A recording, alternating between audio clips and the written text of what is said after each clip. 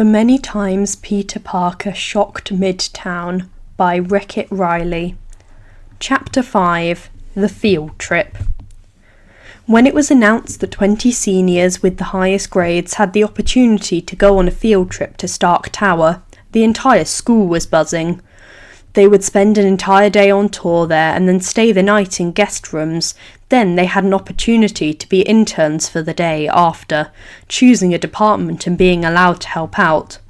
Those on the list were ecstatic, and those that didn't make the cut were morose. Strangely enough, when the list was posted, Parker's name wasn't there, despite him being the top of the school by a long shot. Oddly enough, neither were Ned or Michelle's, even though they were almost right behind Peter in grades. When someone asked Peter why, he laughed. "There is so little point on me going on that trip, it's not even funny," was his response as he walked away, while Ned nodded and Michelle scoffed. Another puzzle piece of Peter Parker that no one truly understood. Not that anyone dwelled on that fact. The prospect of a Stark Industries tour was by far a more important topic of conversation. Permission slips were handed out along with NDAs 5 pages long to be signed by both students and parents. Teachers pushed the importance of making a good impression because who knew if they would get the opportunity to work at SI after graduating college. Strangely enough, the teachers seemed to gravitate towards Parker more than usual. Many students heard the whispered praise and the thank yous they gave the boy, which Peter seemed to brush off with a smile and a "least I can do." No one really knew what that was about, but that was usual where Peter Parker was concerned, and so it was forgotten. Until the day of the field trip when it all made sense.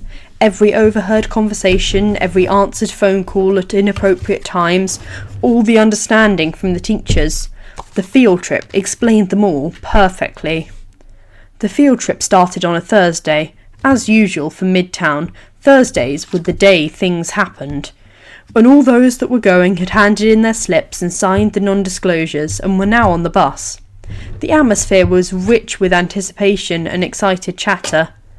Peter, Ned and Michelle hadn't shown up at school, but no one was the least bit surprised.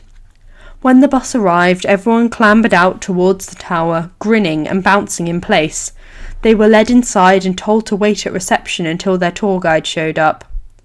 Badges were handed out and rules were explained. Keep your badge visible, don't wander off, and behave appropriately. All easily followed rules. Their tour guide was a 20-something-year-old intern named Lara. She explained their timetable for the day, which was incredible. First up, a visit to the Avengers museum. Then they got a meet and greet with the Tony Stark. Then they would be shown the robotics and testing labs, stop for lunch, and then the biochem department, and finally marketing and PR. The idea being that the students got the chance to understand how SI worked and whether they would be interested in working here, and so they could pick a department to intern for the next day. The group spent 30 minutes in the museum oohing and ahhing about how cool it was before piling into an enormous elevator and being told by Friday that Boss was in one of the main shared labs. When the doors opened, no one was prepared for the utter chaos inside. Various employees were working at tables on one side of the lab, glancing nervously towards the mess on the other side of the room, where papers and charts were strewn everywhere, beakers sat half full and some were fizzing. Holographic screens were projected, and in the middle of it all was Tony Stark and Bruce Banner. 2 of the world's most renowned scientists, geniuses and pioneers of the science community, looked like homeless bums. Their clothes were rumpled and stained, they had bags under their bloodshot eyes, and hair like they'd been running their hands through it. They were arguing animatedly with wild hand gestures and curses. When the group entered, a middle-aged man in a white coat immediately made his way over and ushered the group towards the more civil side of the lab. "I'm so sorry, they've been at this for days, and I don't think anyone but Minnie Stark could stop them now," he explained to the group quietly. Lara just sighed loudly, but nodded before answering. "Is he on his way?" The man nodded before speaking to the students and teachers as they stared in fascinated horror. Hello Midtown High, I'm Dr. Matthew Galtro, and I'm one of the head scientists here at Stark Industries. I apologise for this, but unfortunate science binges are quite common around here, and you're looking at the tail end of a very long one. The students seem to understand easily. Hell, they'd been through finals. They know exactly what it's like when you reach the point that the two men in front of them were at. Dr. Galtro continued in the same hushed manner. It's a good idea to keep noise at a minimum at the moment, and hopefully Baby Boss will be here soon, he told the group. A few students put their hands up slowly, and the doctor nodded encouragingly for them to ask questions, as long as they're quiet. Who's Minnie Stark and Baby Boss? One student asked quickly. Lara answered with, Our Lord and Saviour, at the same time as Dr. Galtro's. The reason I still have my sanity. The two looked at each other, chuckling quietly, before the doctor continued. He's one person, but honestly, he's the reason this place is still standing most of the time, and he's the only person that can handle Stark and Banner when they get like this. The students nodded along, but were no less confused. That is, until the elevator opened and revealed none other than Peter Parker, in a fitted suit. Galtrose muttered, Oh, thank God, as Parker exited the elevator. The students were both shocked, and not at the same time, as Peter walked straight over to the two dishevelled geniuses and levelled them with a hard stare. Tony looked up and brightened. Petey Pie, you look good. Where have you been? He asked with a smirk. Where do you think, Tony? Peter responded with a cold voice. Hot date? Tony asked innocently. No, Tony, I was in a board of directors meeting, which you were supposed to attend, was the direct answer. No time for meeting, underoos, too much science to do, Tony said while gesturing around himself. Banner, at least, had the sense to look sheepish under Parker's glare. Jesus, how long have you been at this? When was the last time you slept? Or ate? Peter sniffed suspiciously. Or showered? Both Banner and Stark looked at each other and shrugged non-committedly. Peter sighed loudly and looked up. Friday? The AI's voice rang through the room. It has been 71 hours since either Boss or Dr. Banner has slept for more than an hour or showered, and 10 hours since either has ingested anything but coffee. Tony gasped dramatically and put a hand to his chest, putting on a fake offended tone and stating, Betrayal of the highest offence, how dare you, I created you, before he collapsed against Dr. Banner as if he had fainted. Friday, nap time protocol please with an ETA, Peter said. Of course, Peter. ETA 3 minutes, Friday responded. Peter shrugged out of his jacket and laid it across a nearby chair before taking off his tie and placing it on top. He started speaking as he rolled up his shirt sleeves. Right, here's what's going to happen. You are both going to go upstairs and eat a proper meal, shower, and then go to sleep for at least 6 hours. Have I made myself clear? Peter's voice was low and firm, like he was speaking to sugar-high children. Both Banner and Stark started to protest, but Peter just held up his hand and spoke again. That was not a question. The only thing you get to decide is whether we do this the easy way or the hard way.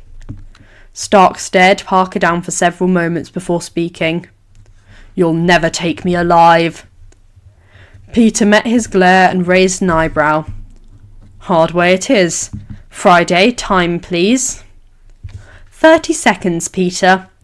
At this point, everyone from Midtown was extremely confused, and things only got weirder when Peter suddenly grabbed Stark and hefted him over his shoulder as he walked towards the elevator.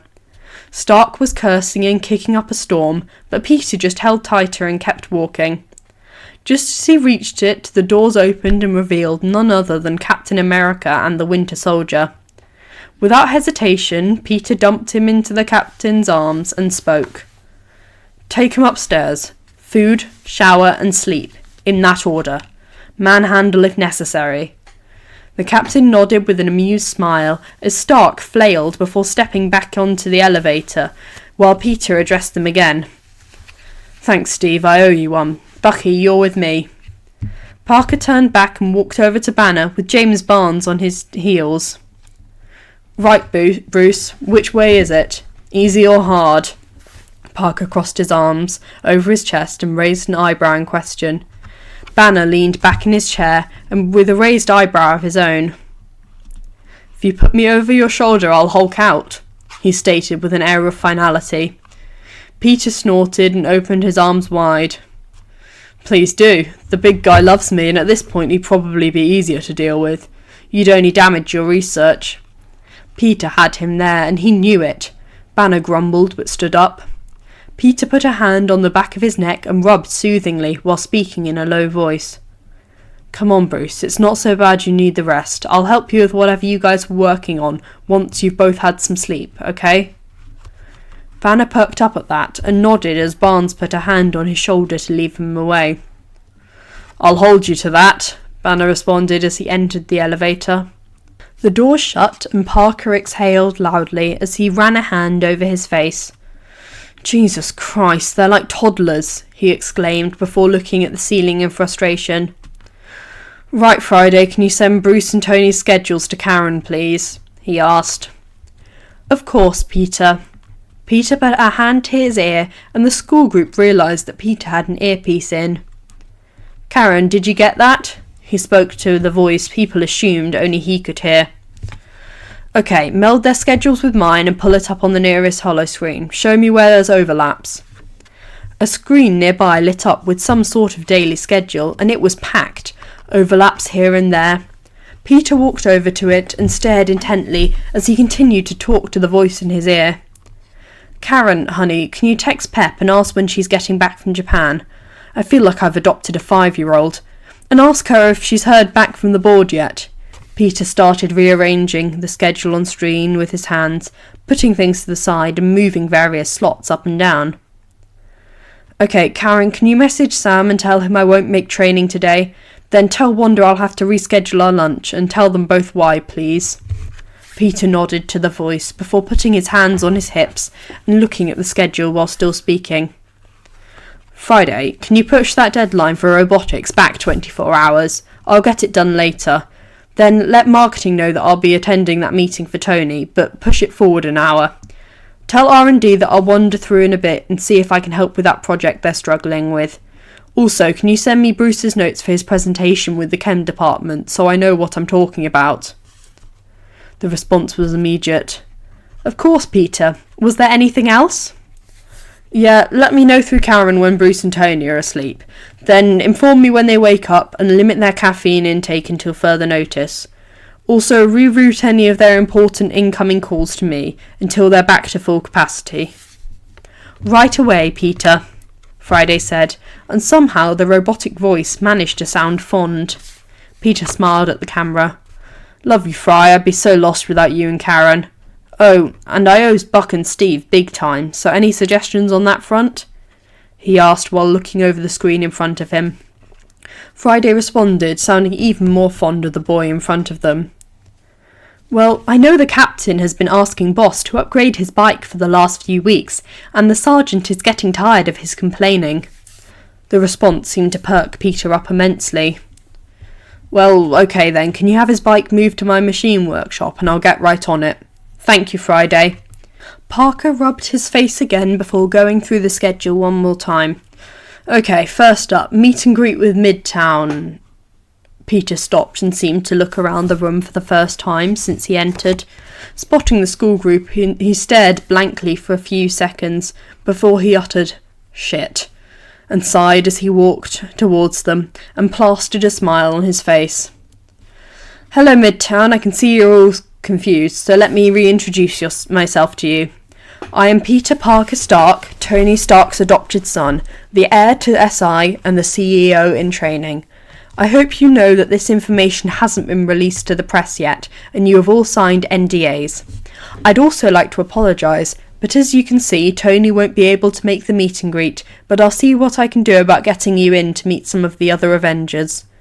Friday, can you ask around for that, please? Right away, Peter.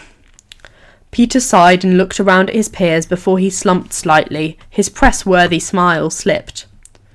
Look, guys, I know you probably have a million questions, but I really don't have the time right now. I'm running on 4 hours sleep and have the workload of 3 people to deal with today. So, can I get a rain check on the Q&A, please? Parker's face was so hopeful that everyone agreed with a nod. Parker smiled gratefully and held his finger to his ear as whoever Karen was spoke to him. Thanks, guys, he directed to the teenagers before nodding and speaking to Karen. Yeah, put him through. Hey, Rhodes, what's up, man? Nah, I'd got him to sleep after a 3-day work binge. Is it important? Oh, well, I'm sorry he missed you. Well, why don't you come to dinner tonight and I'll try to get Cap to make his chicken Alfredo. Yeah, sounds good. Bye, Uncle Rhodey. Peter ran a hand through his hair before opening his mouth again. Friday, can you... Peter started, but the AI interrupted him. I've already asked the captain, and he said he was more than happy to cook for dinner. God, you're the best. Thanks, Friday. Peter cocked his head and seemed to listen to the voice in his ear before speaking again. What? No, Karen, I don't love Friday more than you. How could you ever even ask that? Baby girl, please don't be that. My love for you and Friday is equal. The Midtown group found themselves more than a little bemused, as Parker reassured whoever Karen was about his love for her in a placating tone. Today was shedding a lot of light on the mystery that was Peter Parker. Peter turned to Dr. Galtro. Is there any chance I can leave whatever they were working on with you? I should probably go reassure robotics that I will actually meet their deadline. Then I'm going to have to go to R&D before that meeting with marketing. The doctor put a hand on Peter's shoulder and squeezed gently. We got this, baby boss. Go do your thing. Parker snorted and shook his head. God, I gotta do something about these nicknames. They just keep getting worse. Galtro grinned and patted Peter on the back as he walked away. He threw a good luck over his shoulder. Peter smiled ruefully before turning to speak with Lara. I'll let you get back to the tour. He gave her a fist bump before turning to the group. All right, guys, enjoy Stark Industries and pay attention to what's going on. I have no hesitation in telling you that there's a reason you're here. I pulled some strings to get this tour, because most of you are on an SI watch list for possible future employees. Peter grinned at the shock on his peers' faces before picking up a Stark pad and walking towards the door. He didn't get far before Lara called out to him. Actually, Petey, we were headed towards robotics now. Any chance we could tag along with you? It might be good for these guys to get an idea of what it takes to run the company. Peter shrugged in agreement. Sure, but if you want to know that, you're better off talking to Pepper. I just help where I can. Every employee in the room seemed to scoff and roll their eyes in perfect sync, and Dr. Galtro called from a few tables away. Peter, you're more hands-on than Tony is. To which Parker blushed and beckoned for the group to follow him as he started speaking to Lara again. You do realise that tagging along with me is going to throw your whole schedule, right? Lara nodded, but seemed unconcerned. I think it'll be an educational experience. Parker nodded again as the group followed him into the elevator and up one floor to the robotics lab. From there, the tour turned into shadowing Peter, which no one had any issues with. And wow, did it explain everything. Parker's constant exhaustion, the phone calls, the work on his Stark pad. Hell, even as he walked, the guy managed to be typing away, constantly flipping between emails, blueprints and presentations, from what those closest behind him could see. He always seemed to be in demand. People called out to him from labs and workshops, asking him to go over equations and formulas, giving him folders to review or inquiring about a project's approval. It was batshit insane this kid, who had just turned 18, was practically running SI, and he was doing a damn good job. His peer watched as he helped solve equations that they could never begin to understand, as he walked into a room and found whatever problem that they had been plaguing the employees in moments and fixed it. And they watched as Peter Parker was exactly the same kind-hearted person he was at school. He would stop by and congratulate someone on their new baby, or ask how someone's partner was, or wish happy birthday. This was a man that knew everyone personally, and he cared. That care for them showed in their admiration of him. Wherever they went, the workers would smile at Peter and nod. He was not only well liked, but respected. The students of Midtown were in awe. Hell, even the teachers were impressed, and they had known what Peter was doing since the start of the year. But knowing and seeing are very different things. Peter Parker was a multitasking mastermind. He could keep up entire conversations about chemistry while typing out an email in Japanese. He would answer any question posed to him by his peers or the SI employees, while debugging 3 pages of code. He was elbow deep in the guts of a robot, and still had a 10-minute phone call in Russian. This fucking kid was beyond what any of his classmates could ever have imagined. They watched Parker give one of the most impressive in-depth presentations of biochemical wastes and how to reduce it they had ever seen, only finding out after the fact that it was Bruce Banner's presentation and Parker had only revised the notes for it half an hour beforehand. They watched him sit through a meeting with marketing that he wasn't even supposed to be in, yet he still managed to ask hard-hitting questions and point out issues they could have down the road that no one else had thought of yet. And he was still beyond humble with his success. The fact was cemented with the students after a phone call with none other than Pepper Potts. The group was trailing Parker through the biochem department when he suddenly put his hand to his ear in a gesture that the teens had recognised as Peter either talking to Karen or someone on the phone. "Yeah, baby, put her through. Hey, Pep, how was Japan?" "Oh, thank God. Tony is being impossible. He orchestrated a 3-day science binge and manipulated Bruce into it just to get out of the quarterly meeting with the board." "Oh, you have no idea. I'll get Friday to send you the video." "Oh, thank Christ, I was freaking out the whole time. I'm more than slightly convinced they hate me. 'Cause I haven't even finished school and I'm already in training to take over the company." "Don't start this again, Pep. I barely do anything. I mostly just wander around the building like a lost puppy." "Sure, Pep. Frankly, I don't mind as long as the meeting went well. I'm a terrible judge of that, and you know it."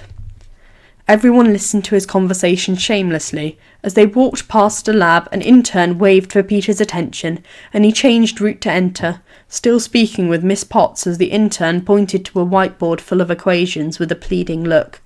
Peter simply nodded and picked up a pen, adjusting the complex equation while continuing his conversation. "So, I spoke to marketing about the launch of the new Stark phone. Yeah, it went really well. I raised a few issues, so they're gonna work on those and get back to me. I'll have Karen send you the short version." "Pretty much. How was the meeting with the Japanese investors?" "Excellent. That should increase our stock a couple points." "Okay, I'll email the Tokyo office with the details. So what time are you home?" "Awesome. Rhodey's coming in for dinner and Cap's making Alfredo." "So you'll be home in time for that?" "Okay, I'll make sure Tony can't hide from you." "Yeah, just don't tell him I said that." "Okay, thanks, Pep. I gotta go. The interns are staring again." "Haha, love you too, business mom. Bye." Peter stood back from the board as the whole room looked on in awe of what he'd done. Well, all but the Midtown students. In truth, they didn't understand anything on the whiteboard, let alone what Peter had changed. The interns, however, looked both ecstatic and embarrassed. The one who had waved Peter into the room walked over and spoke. "Thank you so much. That would have taken me days to get that sorted." Peter just shook his head and smiled. "Nah, it wouldn't have taken you that long. You just needed fresh eyes. You guys overwork yourselves," he said while he put a hand in the intern's shoulder. "You guys should take a break. You know, eat and all that." The group of interns looked sheepish but nodded, and gave out a chorus of rather entertaining thank yous. "Thanks, Bambi." "Thank you, Lil Stark." "You're the best, Junior." Peter shook his head in fond exasperation. God, the nicknames, honestly. He waved goodbye as he left the room, chuckling under his breath good-naturedly. The students of Midtown had followed along quietly as Parker had walked through each department and offered his help. They had watched as he gave out his knowledge and praise easily, and they were shook to their core. It suddenly dawned on these students that this kid was the next big thing. He was going to be the next Tony Stark, and these students could go on for the rest of their lives and say, "I went to school with him." Parker stopped and listened to Karen, who his peers had found out was another AI, before he turned to address the teens around him. So, I've got about 45 minutes before I have a conference call with some investors, and I'm starving. Plus, you guys were due for lunch over an hour ago. How about we all break for lunch and I'll answer some of your no doubt innumerable questions? Parker had a small smile on his face as he looked around at the rest of his peers, who had just noticed how hungry they were and were nodding along in agreement. Well, alright then, let's go. Parker led them all to the elevator again, and when the doors opened, it was to show a fully functional food court, with every kind of fast food and dining restaurant imaginable. Get whatever you want, it's all free for you, part of the tour, Parker stated before walking off in the direction of a sandwich shop. The Midtown teens took his advice and scattered to find food. After they had picked up what they had ordered, they found Peter sitting at a large table, large enough to fit the group, eating a sandwich and chatting with Lara. After the entire group was seated, Parker looked around the table and waved lazily. All right, ask away. And they did. Why did Stark adopt him? How did they meet? Why didn't anyone at school know about this? Peter gave them quick-to-the-point answers. Then the teens got the shock of their lives when someone asked if he knew all the Avengers. I mean, I live with them, so yeah, but they're also family to me, and they're the ones who've been training me in self-defense. The whole table stared at him for a few seconds blankly, until Peter took mercy and kept talking. Guys, Tony and Pepper are my adopted parents, and the Avengers are one big family. I've known them all for years. They've been giving me my martial art lessons because when the public find out who I am, it'll make me a target. Suddenly, it all clicked into place for the teens. Why Peter could fight, why he was in such good shape. He'd been training with the Avengers. The group of kids were shook once more. Do you think we'll get to meet any of them? Cindy asked quietly. Peter nodded with a grin. Oh, I didn't mention, because of Tony being a dumbass and ruining what should have been a meet and greet for you, the team decided to invite you guys for dinner tonight. You'll get to meet whatever Avengers are in the building. The table was silent once more, and Parker burst into laughter at the looks on all their faces before he sobered and shook his head while checking his watch. Alright guys, I gotta go. I have a conference call with a few investors. I'll see you at dinner, I guess. Parker gave the table another smile and wave before walking to the elevator and disappearing. The entire table was silent for a minute as they processed their day so far, when Abe suddenly spoke. You guys know how Peter lends everyone clothes at school, yeah? Everybody nodded, confused as to why he was bringing it up. What do you think the chances are that they belong to the Avengers? He said in a contemplative voice. Everyone was silent again as they thought about it. Now that they knew for a fact that Peter was close to the Avengers, it actually made sense. Oh my god, I wore Hawkeye's sweatshirt. Camille suddenly sounded a little panicked. The students suddenly thought back to when they had borrowed clothes from the boy, and paled as they realised who it had belonged to. Unbeknownst to them, upstairs, Clint and Sam were watching the footage and laughing their asses off. Oh, I'm so bringing this up at dinner, Clint yelled in glee. He did not, in fact, bring it up. It was forgotten. Thank you for listening. I hope you enjoyed. Have a lovely rest of your day.